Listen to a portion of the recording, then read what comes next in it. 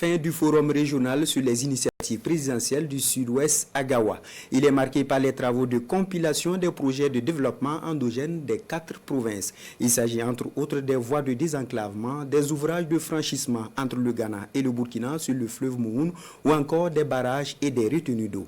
Les forces vives s'engagent par la même occasion dans la réalisation de ces projets, nous dit Siége Dikaël Poda.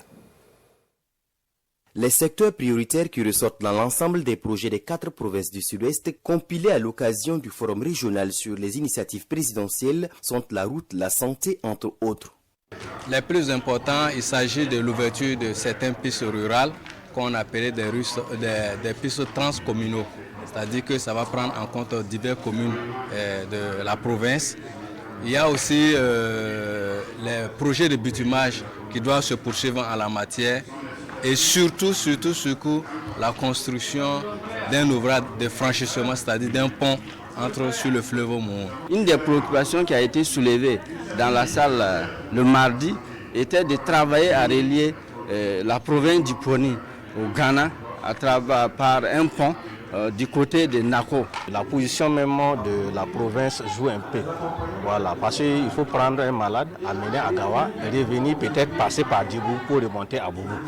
Voilà, donc nous souhaitons en tout cas l'érection du CMA de Djibou en CHR et aussi la transformation des CSPH communaux en CMC.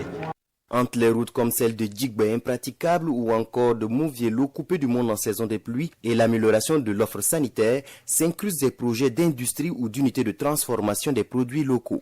Il faut dire qu'au niveau de la Bouriba, rien que pour l'année passée, ils ont pu fournir à l'État plus de 5000 tonnes de riz. Donc on s'est dit qu'avec l'installation d'une usine de transformation de riz au niveau de la province, cela pourra peut-être apporter plus, non seulement au niveau de la production, mais au niveau de la consommation. L'implantation d'un centre de transformation agroalimentaire à Dano, l'installation d'une unité de transformation des amandes de karité en beurre. La région manque de retenue d'eau. Et depuis les indépendances, les grands ouvrages comme le barrage de Wissa, celui de la Bougouriba ou encore le barrage navigable du Numbiel suscitent beaucoup d'espoir chez les populations. En plus des retenues d'eau ensablées ou inexistantes, les forces vives du Sud-Ouest apportent leur soutien à la réalisation de ces projets. Il faut que les populations s'engagent pleinement dans tout ce qui est action endogène, tout ce qui est sollicitation pour la mise en œuvre de ces initiatives. Donc ici, il faut toujours continuer tout ce qui est sensibilisation vis-à-vis des populations afin qu'elles puissent toujours amorcer tout ce qui est action de développement dans le cadre des initiatives. La région du Sud-Ouest, frontalière de 2 pays, est un formidable raccourci et offre une large palette de choix de projets, d'autres nourris depuis l'Afrique occidentale française AOF jusqu'à nos jours.